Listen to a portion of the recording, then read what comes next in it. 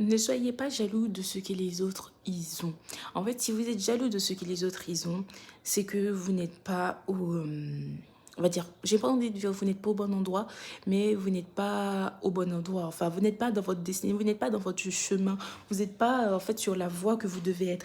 Parce que normalement, peu importe ce que vous avez, et en fait, vous devez, c'est pas, en fait, il y a une différence entre être jaloux et être ambitieux. Et ça, c'est complètement deux choses différentes. Parce que vous pouvez être ambitieux et ne pas être jaloux. Vous pouvez être jaloux et ne pas être ambitieux. En fait, être ambitieux, c'est de savoir que vous allez travailler pour avoir ce que vous voulez. C'est que vous, déjà, vous devez vérifier si ce que vous voulez correspond à ce que Dieu veut. Est-ce que vous essayez de forcer ce que vous voulez à Dieu ou est-ce que vous, quand même, prenez le plan de Dieu?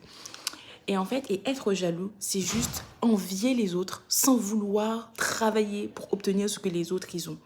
Parce qu'en fait, être ambitieux, c'est travailler pour ce que vous avez vu, mais sans avoir la jalousie de l'autre. C'est-à-dire que vous félicitez l'autre, vous êtes vraiment content. Parce qu'il y a des gens qui vont vous féliciter, mais vous sentez que c'est une fausse félicitation, que dans leur cœur, c'est la jalousie, c'est même la face, ça se voit sur leur visage.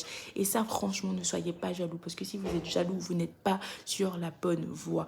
Et franchement, évitez cela, parce que c'est pas... Vous n'êtes pas enfant de Dieu dans ce cas-là, parce que vraiment, peu importe ce que vous avez, vous devez être en paix avec vous-même. Je prends mon exemple. Là, actuellement, je ne travaille pas. Ça fait déjà 3 mois. Et sincèrement, je sais que Dieu pourvoira au moment. Je sais que c'est parce que ce moment-là, c'est un moment pour me reposer. Peut-être que c'est un moment pour être encore plus dans sa présence. Bon, on va dire que c'était à peu près comme ça.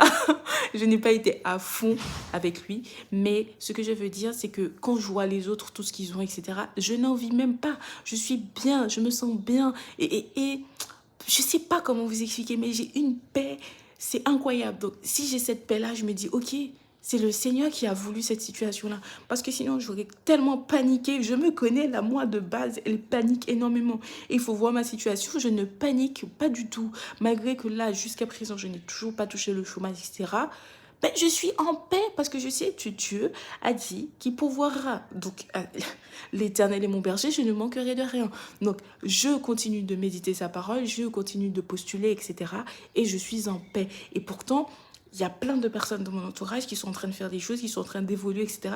Je ne suis pas jaloux. Il y a plein de personnes qui sont en train, genre des amis qui sont en train de se fiancer, se marier et tout. Je suis tellement contente, vraiment le vrai. Même si genre les gens m'ont rien dit et tout, mais en fait, je ne vais pas leur reprocher, ah, tu m'as rien dit. Au contraire, je suis tellement contente. Alors qu'il y a des gens, vous leur dites pas des choses, ah, ils sont fâchés, hein. Ils sont fâchés. Alors non, en fait, prenez le temps d'être content pour les autres. Sur ce, je vous envoie plein d'amour, plein d'argent et surtout, prenez soin de vous comme à l'accoutumée.